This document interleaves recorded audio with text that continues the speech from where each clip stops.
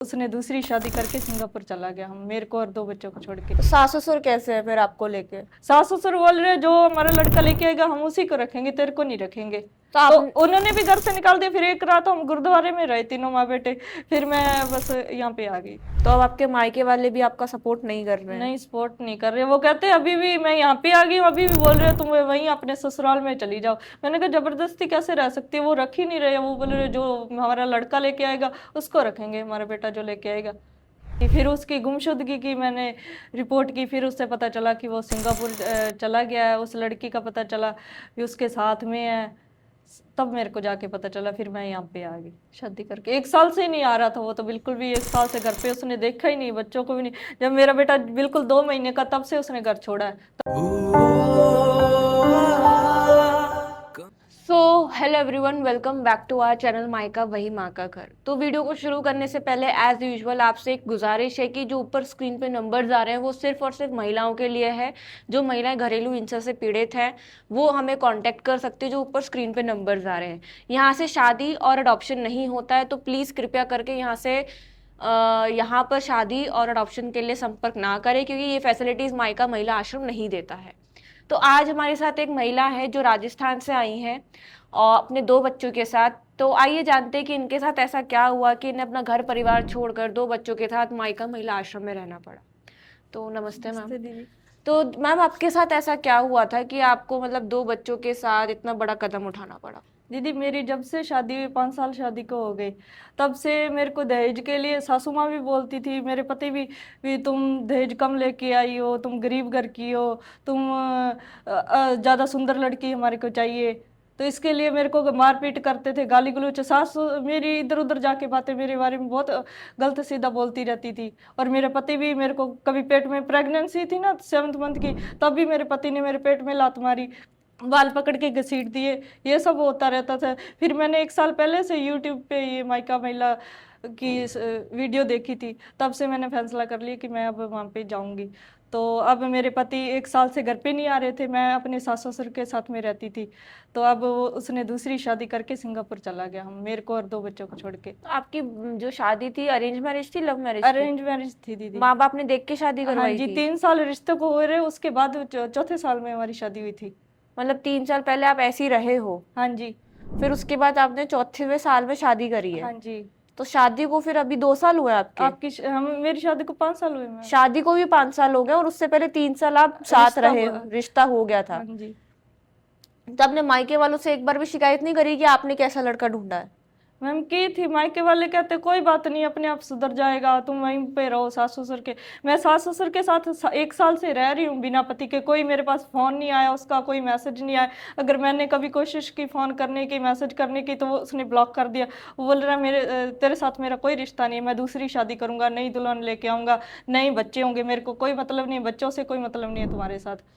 तो फिर शादी क्यों करी थी? फिर आप पसंद नहीं थे उन्हें या क्या प्रॉब्लम थी? क्योंकि देखो अरेंज मैरिज हुई तो दोनों के परिवार ने हामी नहीं, भरी पहले होती। तो बहुत जब रिश्ता हुआ 3 साल, तब तो कहता मैं मर ही जाऊंगा अगर तुमने मेरे साथ शादी नहीं की तो। थी तो अरेंज मैरिज ही हमारी, फिर भी बहुत अच्छे से रह रहा था। 1 साल से वो इंस्टाग्राम पे कोई बात करने लग गया किसी से, उसके बाद बस वो हाथ धो के बस उसी के पीछे पड़ गया, हमारे को बच्चों को भूल गया वो बिल्कुल ही। तो सास ससुर कैसे है फिर आपको लेके? सास ससुर बोल रहे जो हमारा लड़का लेके आएगा हम उसी को रखेंगे, तेरे को नहीं रखेंगे। तो तो आप उन्होंने भी घर से निकाल दिया। फिर एक रात हम गुरुद्वारे में रहे तीनों माँ बेटे, फिर मैं बस यहाँ पे आ गई। तो आपने सास ससुर से बोला नहीं कि जब आपको अपने बेटी की सुननी थी तो फिर आपने अरेंज मैरिज क्यों करवाई? मैं आपके बेटे को पहले से तो जानती नहीं थी, हाँ जी। आपकी लव मैरिज तो है नहीं नहीं, जी। उन्होंने भी तो देखा होगा ना आपको? हाँ जी, उन्होंने देखभाल के की थी 1 साल तक रिश्ता। उसके बाद वो दुबई में रहता था, जब हमारा रिश्ता हुआ, फोटो से ही रिश्ता हुआ था हमारा। फिर वो, मैं जयपुर में फैशन डिजाइनिंग का कोर्स करती थी, जयपुर रहती थी, वो दुबई रहता था। फिर वो दुबई से जयपुर आया, तब हमने एक दूसरे को देखा था, बिना फोटो से ही हमारा रिश्ता हुआ है। तो बढ़िया चल रहा था, उसको मैं पसंद थी। वो बाद में पता नहीं 1 साल से क्या क्या करने लग गया, वो जब से वो बात करने लग गया किसी से ऑनलाइन, तब से उसको मैं बुरी लगने लगी। लग गई, मेरे बच्चे भी बुरे लगने लगे। बच्चे अभी कितने हैं आपके? दो बच्चे दो हैं। बच्चे, एक लड़का 1 साल का, एक लड़का 4 साल का, तो दोनों सास बेटे। ससुर को ये देख के शर्म नहीं आती कि आपकी उन्हीं क्या ही तो वंश है वो भी? नहीं, वो सास मेरी कहती जब मेरे बेटे ने दूसरी शादी कर ली तुम भी कर लो, बच्चे हमारे को देने तो हमारे को दे दो, साथ लेके जाने तो साथ लेके जाओ। अगर पति को मैं कहती थी तुम बात करते हो, तुम बच्चों को नहीं देखते हो, मेरे को नहीं, वो कहते तुम्हारे पास भी फोन है, तुम भी किसी को फोन कर लिया करो, तुम किसके पास चली जाया करो। मैंने सभी रिश्तेदार को, मामा मामी सभी को बताया। तो एक दिन हमारे घर में कोई गुरुद्वारे का पाठ था, तो सारा परिवार आया था, रिश्तेदार, तो मैंने सभी को बताया भी ऐसे ऐसे मेरा पति बोल रहा है। तो मेरी सास ने तभी सभी के सामने मेरे को ही डांट लगाई कि तुम मेरे बेटे को बदनाम करती है, मेरा बेटा तो बहुत अच्छा है, मेरा बेटा तो बहुत अच्छा, तू माड़ी है, तू माड़ी है। तुम्हारा बेटा इतना अच्छा होता है तो दूसरी शादी करके सिंगापुर में थोड़ी ना रह रहा होता।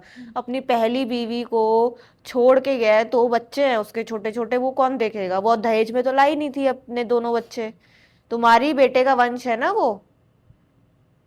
गंदी गालियां मेरी मम्मी को, भाई को, बहन को, यहाँ पे आने नहीं चाहिए, तुम्हारे मायके वाले कोई भी ना आए, मैं किसी से कोई मतलब नहीं रखता हूँ, मेरे को कोई मतलब नहीं है, हमारे यहाँ पे तो कोई ना आए। ऐसा ही मेरी सास का था। तो अब आपके मायके वाले भी आपका सपोर्ट नहीं कर रहे हैं? नहीं, सपोर्ट नहीं कर रहे, वो कहते हैं अभी भी मैं यहाँ पे आ गई हूँ, अभी भी बोल रहे हो तुम वहीं अपने ससुराल में चली जाओ। मैंने कहा जबरदस्ती कैसे रह सकती है, वो रख ही नहीं रहे, वो बोल रहे जो हमारा लड़का लेके आएगा उसको रखेंगे, हमारा बेटा जो लेके आएगा, हम तेरे को नहीं। साथ में कोई जेठ नहीं है, कोई देवर नहीं है, क्या वो भी सिंगापुर चला गया तो हमारे को भी नहीं रख रहे। तो कभी आप पुलिस में नहीं गई कि नहीं, आपका गई थी बेटा? दीदी, 6 महीने पहले भी गई थी मैं, मायके वाला जो हमारे पुलिस थाना वहां पे गई थी, कंप्लेन मैंने की थी, कुछ नहीं हुआ।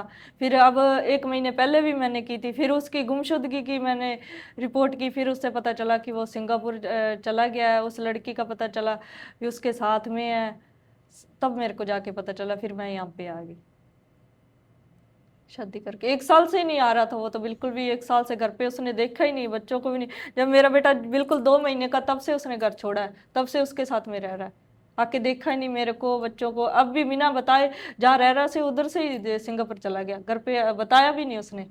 मैंने रिपोर्ट की फिर पता चला, उसकी कॉल वगैरह, कॉल डिटेल वगैरह निकाली तो पता चला भी वो सिंगापुर में है, चला गया बच्चों को मेरे को छोड़ के। तो पुलिस वालों ने फिर आगे कुछ करा नहीं? नहीं, कुछ नहीं करा उन्होंने, बस मेरे को बता दिया भी वो सिंगापुर में है। तो मैंने बोला अब मेरा खर्चा है, अभी भी मैं बच्चे अकेली कैसे पालूंगी। तो वो कहते मेंटेनेंस का केस करो, मैंने किया तो भी कुछ हुआ तो नहीं, कुछ भी नहीं हुआ दीदी। 2-3 बार मैंने वो चक्कर लगाए हैं थाने में, कुछ भी नहीं हुआ। यार एक बात बोलूं, मैं खुद सरदारों के स्कूल से पढ़ी हुई हूँ। जितना आप लोगों के ग्रंथों में लिखा है ना, गुरु ग्रंथ साहिब जी में, उसके उल्टे ही है सारे सरदार। सारे नहीं, कुछ सरदार मैं कह सकती हूँ, सारे सरदारों को क्यों मैं गलत बोलूं? चाहे वो पंजाबी हो चाहे वो सरदार हो। कहते हैं ना, एक ओंकार सतनाम परमात्मा एक है। मुझे भी पंजाबी आती है, पंजाबियों के स्कूल से पढ़ी हुई हूँ। मतलब सिख लोग, गुरु नानक देव जी ने, जितने भी हमारे 10 गुरु रहे हैं, उन्होंने महिलाओं के लिए, बच्चों के लिए अपने आप की, कहते हैं ना, बलिदान बहुत शहीद दिए। हुए हैं वो। और आप लोग अपनी बहन बहुओं के साथ, पत्नियों के साथ ऐसा कर रहे हो, तो लानत, लानत है आप लोगों को सिख होने पे। मेरी सास पूरी सपोर्ट करती है, कहती मैं तो बहुत ਵਾਰੀ ਮੇਰੇ ਮੁੰਡੇ ਨੂੰ ਕਿਹਾ ਵੀ ਤੂੰ ਇੱਕ ਹੋਰ ਲਿਆ, ਇੱਕ ਸਾਡੇ ਨਾਲ ਰਹੂਗੀ, ਇੱਕ ਤੇਰੇ ਨਾਲ ਰਹੂਗੀ। वो मुनिमी करता था भट्टे पे, लवप्रीत सिंह उसका नाम है, लवप्रीत सिंह, वैसे उसको सोनू कहते थे। तो मेरी सੱਸ कह रही ਅਸੀਂ ਬਹੁਤ ਕਹਿੰਦੇ ਆ ਵੀ ਤੂੰ ਇੱਕ ਹੋਰ ਲਿਆ, ਇੱਕ ਤੇਰੇ ਨਾਲ ਰਹੂਗੀ, ਇੱਕ ਸਾਡੇ ਨਾਲ ਰਿਹਾ ਕਰੂਗੀ, ਇੱਕ ਸਾਡੇ ਨਾਲ ਘਰੇ ਕੰਮ ਕਰਿਆ ਕਰੂਗੀ। फुल सपोर्ट थी उसको, उस मेरी सास की तो उसको। नौकरानी चाहिए थी? हाँ, नौकरी उनको वो नहीं चाहिए थी, उनको नौकरानी चाहिए थी, नौकरों की तरह। मैं दीदी घर पे भी सारा दिन, बच्चे मेरे छोटे छोटे काम भी करती थी, मैं स्टिचिंग भी करती थी, टिफिन का काम भी करती थी। ग्रेजुएशन की हुई है मैंने, ITI की हुई है कोपा में। तो मेरी ना तो काम की कदर थी, तो ना ही ਮੇਰੇ ਵੀ ਮਤਲਬ ਜਿਵੇਂ ਦੇ ਸਾਡਾ ਖਾਨਦਾਨ ਹੈਗਾ ਉਵੇਂ ਦੀ ਵੀ ਹੈ ਨਹੀਂ ਸੀਗੀ। ਤੇ ਮੇਰੇ ਘਰ ਵਾਲਾ ਵੀ ਕਹਿਣ ਲੱਗਿਆ, ਸਾਲ ਹੋ ਗਿਆ, ਤੂੰ ਫੋਨ ਕਰ ਲਿਆ ਕਰ, ਤੂੰ ਵੀ ਕਿਸੇ ਨੂੰ ਫੋਨ ਕਰ ਲਿਆ ਕਰ, ਲੈ ਇੰਨੇ ਇੰਸਟਾਗ੍ਰਾਮ ਤੇ ਗੁੰਡੇ ਆਉਂਦੇ, ਤੂੰ ਕਿਸੇ ਨਾਲ ਗੱਲ ਕਰ ਲਿਆ ਕਰ, ਤੂੰ ਕਿਸੇ ਕੋਲੇ ਜਾਵੜਿਆ ਕਰ। ਜੇ ਮੈਂ ਕਿਹਾ ਨਹੀਂ, ਮੈਂ ਤੂੰ ਹੀ, ਮੈਂ ਤਾਂ ਤੇਰੇ ਤੋਂ ਹੀ ਤਰ ਗਈ, ਮੈਂ ਐਵੇਂ ਹੀ ਠੀਕ ਆ, ਕੱਲੀ ਗੁਜ਼ਾਰਾ ਕਰ ਲੂੰਗੀ, ਮੈਂ ਤਾਂ ਆਪਦੇ ਜਵਾਕ ਪਾਲ ਲੂੰਗੀ, ਤੂੰ ਜਿੱਥੇ ਮਰਜ਼ੀ ਜਾ ਦਫਾ ਹੋ। मतलब ससुराल वालों को एक नौकरानी चाहिए थी, तो उन्होंने पहली शादी कर ली कि चल एक बहू यहाँ पे रहेगी और एक बीवी इधर रहेगी, एक बीवी तेरे साथ रहेगी। मतलब तुम लोगों ने क्या महिलाओं को या पत्नियों को खासकर और बहुओं को क्या समझ रखा है, गुलाम समझ रखा है। तुम जिन जिन धर्मों को इतना बड़ा मानते हो, गुरुद्वारों में इतने बड़े बड़े तुम गुरुपुरब बना दो, शहीदी दिवस बनाते हो, नगर कीर्तन होता है, तुम उसमें कितना लाखों करोड़ों रुपए पैसा लगाते हो, अच्छी बात है, धर्म में लगाना चाहिए। मगर सबसे बड़ा धर्म है अपने अपनों की कदर करना, अपनी बीवी की कदर करना, अपने बहुओं की कदर करना, अपने बच्चों की कदर करना। वो धर्म तो तुम कर नहीं रहे, दिखावा करने तुम गुरुद्वारे पहुंच जाते हो। मैं बोल रही हूँ, ऑन स्क्रीन बोल रही हूँ। सबसे बड़ा धर्म है अपने की कदर करना, अपने रिश्तों की कदर करना। जो अपनों को ना हुआ, ऊपर वाला उसको भी नहीं बख्शता। फिर हमने भी ग्रंथ पढ़े हैं, हमने भी चीजें पढ़ी हैं, गुरुओं को पूरी, मैंने पूरी पूरी वाणियां पढ़ी हैं उनकी। हमें तो कहीं पे भी, मैंने तो ग्रंथ में कहीं पे भी नहीं पढ़ा, जितनी भी मैंने गुरु नानक देव जी की पढ़ी, गुरु गोविंद सिंह जी पढ़ी, गुरु हरगोविंद सिंह जी की पढ़ी, सबकी पढ़ी है मैंने तो। कहीं पे भी उन्होंने ये नहीं लिखा कि अपनी बहन बेटी को इतना दुख दो, बहुओं को नौकरानी समझ के रखो, बच्चों को छोड़ के भाग जाओ। कहीं पे भी उन्होंने, गुरु नानक देव जी ने ये नहीं लिखा। तुम लोग ना बहुत ही घटिया किस्म के लोग हो, और ऐसे लड़कों को शादी नहीं करनी चाहिए जो महिलाओं को एक खेल समझता है, एक पुतला समझता है कि जैसे मन करा उसको खेल लिया और जब मन भर गया तो छोड़ दिया। तुमने महिला की तो जिंदगी बर्बाद करी करी, उसके साथ जो 2 बच्चे तुमने पैदा करे उनकी भी जिंदगी बर्बाद कर ली। और फिर कहते कि हम, सिख धर्म बहुत बढ़िया धर्म है। मैं चाहे मुस्लिम देख लूं, चाहे सिख देख लूं, चाहे ईसाई देख लूं, चाहे हिंदू देख लूं, बुद्धिज्म में देख लूं, हर तरीके की महिलाएं यहाँ पे आई हैं, हर तरीके की एजुकेटेड महिलाएं आई हैं। किसी के हस्बैंड गवर्नमेंट ऑफिसर है, किसी के हस्बैंड एडवोकेट है, किसी के हस्बैंड डॉक्टर है। तुमने एक मर्यादा हर जगह की लांग ली है। तुम्हें लगता है हम एक महिला को ब्याह के लेकर आ गए, अब ये हमारी फुल टाइम 24/7 गुलाम है, नौकरानी है, जिसको जैसा हम रखेंगे वैसे रहेगी। और उसको पैरों में बेड़ियां बांधने के लिए तुम बच्चे और पैदा कर लेते हो जिससे कि और वो कहीं ना जाए। बस आदमी मुंह मारता रहे, आदमी 50 जगह मुंह मारे, कोई लेना देना नहीं, क्योंकि आदमी है वो। मैं जब अपनी सास को कहती थी भी ऐसा करता है, दोबारा फोन करता है या मेरे को समझता नहीं, तो वो उसका जवाब ये था, ले बंदा हो तो कुछ ना कुछ तो करूगा, जो तेनू नहीं पुछदा, तेनू जो तेरे नाल दी बनदी नहीं, तो होर बाहर तो जाऊगा, बंदे तो एवें ही करदे हुंदे आ, तू बैठी रह, चुप करके बैठी रह, आप ही सियाना हो जाऊगा, बाहर तो जाऊगा मेरा मुंडा, होर की करे, किते ना किते तो जाना ही है उन्हें। दल्ला है तेरा बेटा, शर्म नहीं आती? तुम क्या दिखा, तुम गुरुद्वारे में क्या मांगने जाते हो? कैसे तुम गुरु ग्रंथ साहिब के आगे अपना मत्था टेक लेते हो जब इतनी माड़ी सोच है तुम्हारी? कैसे तुम गुरुद्वारे में पैर रख सकते हो जब तुम अपनी बहू के साथ ऐसा कर रहे हो? शर्म आनी चाहिए भाई सब, शर्म। ऐसे लोगों को ना, उन्हीं के बिरादरी वालों को बर्खास्त कर देना चाहिए कि तुम सिख धर्म के नाम पे कलंक हो। दिखावा करना बहुत आसान है कि हम तो इतना धर्म कर रहे हैं, हम तो ऐसे कर रहे हैं, हम वैसे कर रहे हैं। अपने घर में तुम क्या कर रहे हो अपनी बहू के साथ, अपनी बेटी के साथ, अपनी बहन के साथ, अपनी पत्नी के साथ, वो नहीं तुम्हें दिखता। तुम्हें लगता है उस टाइम तुम्हारे भगवान की आंखें बंद हो गई है, उस टाइम पे तुम्हारे भगवान तुम्हें नहीं देख रहे। बस तुम्हारे भगवान तब देख रहे हैं जब तुम गुरुद्वारे जा रहे हो, मंदिर जा रहे हो, मस्जिद जा रहे हो, तुम मत्था टेक रहे हो, तुम दान धर्म का काम कर रहे हो। बेटा ऐसा नहीं है, कर्म सबके गिने जाते हैं इस दुनिया में। ये कलयुग है, देर से सही मगर उल्टा होके जरूर आता है, और जब आता है ना तो बहुत बुरी तरह मात देता है। आज जिस लेडी के लिए वो इसको छोड़ के गया है, इसका पति सिंगापुर, मैं आपको गारंटी दे रही हूं ना, उसने उसको नाच नचाया सिंगापुर में, वापस आने लायक नहीं छोड़ेगी वो, इतना तो मुझे पता है। क्योंकि जो इंसान अपनी पहली बीवी और अपने पहले बच्चों का नहीं हुआ ना, वो किसी का नहीं हो सकता। वो भी यही कहेगी, जब तू अपनी पहली बीवी का नहीं हुआ तो मेरा क्या होगा। तू लिख के रख ले, यही बोल के जाएगी। और फिर तब तेरे को समझ में आएगा तूने तूने क्या किया अपनी जिंदगी में। ਦੀਦੀ ਮੈਂ ਉਹਦੇ ਪੈਰਾਂ 'ਚ ਆਪਦੀ ਚੁੰਨੀ ਵੀ ਸਿੱਟੀ ਸੀ। ਮੈਂ ਕਿਹਾ ਮੈਨੂੰ ਮਾਫ ਕਰ ਦੇ ਜੇ ਮੈਂ ਤੈਨੂੰ, ਕਹਿੰਦਾ ਸੀ ਤੂੰ ਵਕੀਲਾ ਤਰ੍ਹਾਂ ਮੈਨੂੰ ਸਵਾਲ ਕਰਦੀ ਏ, ਤੂੰ ਬੋਲਦੀ ਜ਼ਿਆਦਾ ਵੀ ਤੂੰ ਕਿੱਥੇ ਗਿਆ ਸੀ, ਲੇਟ ਕਿਉਂ ਆਇਆ, ਦਾਰੂ ਕਿਉਂ ਪੀਣਾ, ਕਿਹਨੂੰ ਫੋਨ ਕਰਦਾ। ਮੈਂ ਕਿਹਾ ਮੈਂ ਤੇਰੀ ਘਰ ਵਾਲੀ ਪੁੱਛੂੰਗੀ ਤਾਂ ਸਹੀ ਵੀ ਇੰਨੀ ਇੰਨੀ ਲੇਟ ਆਉਂਦੇ ਆ ਤੁਸੀਂ, 11 ਵਜੇ 12 ਵਜੇ ਘਰੇ ਆਉਂਦੇ ਆ, ਉੱਤੋਂ ਦਾਰੂ ਪੀ ਕੇ ਫਿਰ ਮੇਰੇ ਨਾਲ ਲੜਾਈ ਕਰਦੇ ਕਿ ਤੂੰ ਤਾਂ ਵਕੀਲ ਆ, ਤੂੰ ਤਾਂ ਵਕੀਲਾਂ ਤਰ੍ਹਾਂ ਸਵਾਲ ਜਵਾਬ ਕਰਦੀ। ਮੈਂ ਕਿਹਾ ਚੱਲ ਜੇ ਮੈਂ ਤੁਹਾਨੂੰ ਕਹਿਤਾ ਤਾਂ ਮੇਰੇ ਤੋਂ ਗਲਤੀ ਹੋ ਗਈ, ਮੈਨੂੰ ਮਾਫ ਕਰ ਦਿਓ, ਮੈਂ ਤੁਹਾਨੂੰ ਦੁਬਾਰੇ ਕੋਈ ਸਵਾਲ ਨਹੀਂ ਕਰਦੀਗੀ। ਮੈਂ ਉਹਨਾਂ ਦੇ ਪੈਰਾਂ 'ਚ ਚੁੰਨੀ ਰੱਖ ਕੇ ਪੈਰ ਫੜ ਕੇ ਵੀ ਉਹਦੇ ਤੋਂ ਮਾਫੀ ਮੰਗੀ, ਬੰਦਾ ਫਿਰ ਵੀ ਨਹੀਂ ਸੁਧਰਿਆ, ਫਿਰ ਵੀ ਉਹਨੂੰ ਗੱਲ ਸਮਝ ਨਹੀਂ ਆਈ, ਇੰਨਾ ਉਹਦੇ ਭੂਤ ਸਵਾਰ ਹੋਇਆ ਸੀਗਾ ਆਸ਼ਕੀ ਵਾਲਾ।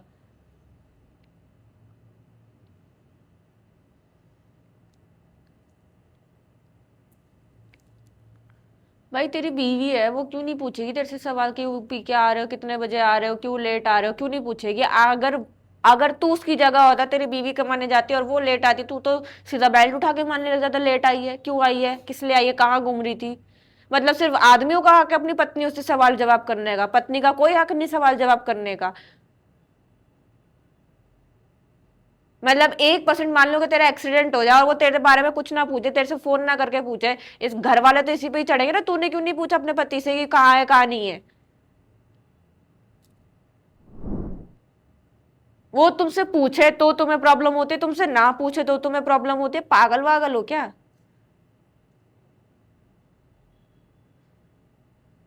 शादियों को खेल समझ रखा है क्या तुमने इस कलयुग में? तो कहाँ लिखा है गुरु ग्रंथ साहिब जी में कि तुम पहली बीवी को छोड़कर दूसरी बीवी कर सकते हो? कहाँ लिखा है? दिखाओ ना लिखा हुआ। तुम अपने ग्रंथों के सगे नहीं हुए तो तुम इंसानों के क्या सगे होगे? तब तुम अपने धर्म के सगे नहीं हो, जो तुम्हारे धर्म में लिखा है, तो तुम क्या इंसानों के सगे होगे? अपने गलेबान में झांक लो, तुम धर्म, तुम सिख धर्म के नाम पे कलंक हो।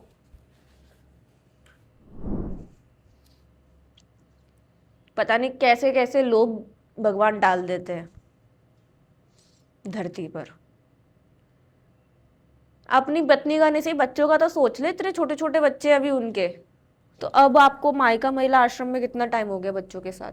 मेरे को दीदी अब 10-12 दिन ही हुए हैं। अभी मेरे को 10। बहुत अच्छा लग रहा है यहाँ पे। मेरे को एक एक मिनट मैंने रो रो के निकाला। 1 साल से, 1 साल के जब से शादी हुई है, रो ही रही हूँ मैं। यहाँ के मैं बिल्कुल टेंशन फ्री हूँ, फुल सेफ्टी है, अच्छा खाना भी मिलता है, बच्चे भी सही है, सब कुछ अच्छा लग रहा है। यहाँ पे बिल्कुल सही रख रहे हैं हाँ आपको? जी बिल्कुल बच्चे सही। सेफ हैं हाँ आपके? जी सेफ आप है बच्चे। सेफ हो? हाँ जी पूरी आपके सेफ्टी साथ है। कोई गलत कार्य या कुछ तो नहीं नहीं? नहीं दीदी कुछ नहीं, बहुत सेफ्टी है, बहुत और अच्छे से। महिलाओं के लिए भी हम सही हैं? हाँ जी ऐसा बहुत तो अच्छा। नहीं हम पार्शियलिटी करते हो? नहीं नहीं जी कोई भेदभाव नहीं है। जो भी बहनें आना चाहती हैं यहाँ पे आके रह सकती हैं। कोई बहनों अत्याचार मत सो, यहाँ पे आके रहो आराम से। पति तो की पति के जुल्म, ससुराल वाले के जुल्म मत सो, यहाँ पे आ जाओ। अच्छे यहाँ पे बहुत फैसिलिटी है बच्चों के लिए, महिलाओं के लिए, आप यहाँ पे आके रह सकती है। धन्यवाद है माइका माइका महिला आश्रम का, बहुत बहुत हमारे को जगह दी, हमारे को खाना दिया, बहुत बहुत धन्यवाद है। तो मैं भी ये वीडियो को यही एंड करती हूँ और इनके घर वालों से बोलती हूँ कि अगर थोड़ी सी भी शर्म है ना, और सही में सिख हो तुम, तो आओ अपनी बीवी से, अपनी बहू से माफी मांगो, और जो तूने दूसरी करी है ना, उसको डाइवोर्स दो। वैसे वो इनवैलिड है, ठीक है ना? तेरे ऊपर बाइगैमी का केस हो सकता है अगर ये करना चाहे तो। मगर वही है ना, हमारा देश का कानून बहुत खराब है। जब तक इसको न्याय मिलेगा, इसके दोनों बच्चे बड़े हो चुके होंगे और ये खुद बुढ़ी हो गई होगी।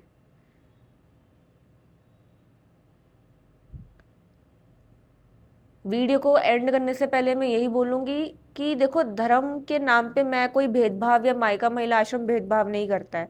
मगर जब मुझे पता चलता है ना कि ये सिख धर्म से है या किसी भी और धर्म से है, क्योंकि मैंने हर धर्म के थोड़े थोड़े चीजें तो मैंने भी पढ़ी हुई है, और सिख धर्म तो मैंने पूरा पढ़ा हुआ है, क्योंकि मैं खुद सिखों के स्कूल से पास आउट हूँ।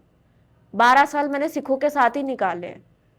तो कहीं पे भी ये चीज हमने नहीं पढ़ी कि हाँ तुम बहन बेटियों को टॉर्चर करो, बच्चों को छोड़ के जाओ। मैडम और जी ਇਹ ਬੰਦਾ ਮੇਰੇ ਮੁੰਡੇ ਦੇ ਵੀ ਮਾਰਦਾ। ਉਹ ਨਿੱਕਾ ਹਜੇ ਹੁਣ ਤਾਂ 4 ਸਾਲ ਦਾ ਹੋ ਗਿਆ, ਜਦੋਂ 2 ਸਾਲ ਦਾ ਸੀ ਨਾ ਉਹਦੇ ਵੀ ਚੱਪਲ ਲੈ ਕੇ, ਜਦੋਂ ਮੇਰੇ ਮਾਰਦਾ ਮੁੰਡਾ ਰੋਣ ਲੱਗ ਜਾਂਦਾ ਸੀ ਕੋਲੇ ਖੜਾ, ਤੇ ਉਹਦੇ ਵੀ ਚੱਪਲ ਲੈ ਕੇ ਮਾਰਦਾ ਸੀ ਇੱਥੇ ਢੂਈ ਦੇ ਵਿੱਚ ਜ਼ੋਰ ਜ਼ੋਰ ਦੀ। ਉਹਦੇ ਦੋਸਤਾਂ ਨੂੰ ਵੀ ਪਤਾ ਵੀ ਸੋਨੂੰ ਐਵੇਂ ਕਰਦਾ, ਆਪਦੀ ਘਰ ਵਾਲੀ ਨੂੰ ਕੁੱਟਦਾ ਮਾਰਦਾ ਤੇ ਜਵਾਕਾਂ ਨੂੰ ਵੀ ਮਾਰਦਾ। ਐਡਾ ਬੇਸ਼ਰਮ ਬੰਦਾ ਇਹ। भाई ऊपर जाके तुम अपने गुरुओं को क्या शक्ल दिखाओगे तो तुम ही जानो। वो भी बेचारे, उनका ऊपर भी रहते हुए ना दिल दुखता होगा कि क्यों मेरे धर्म में आ गया ये। जबकि गुरु नानक देव जी में मैंने कभी भी धर्म में भेदभाव नहीं किया, उन्होंने यही बोला परमात्मा एक है। तब ये जो वो शुरू होता है एक ओंकार सतनाम कि परमात्मा एक है। तुम लोग ना सारे धर्मों को तुम लोगों ने खराब किया है।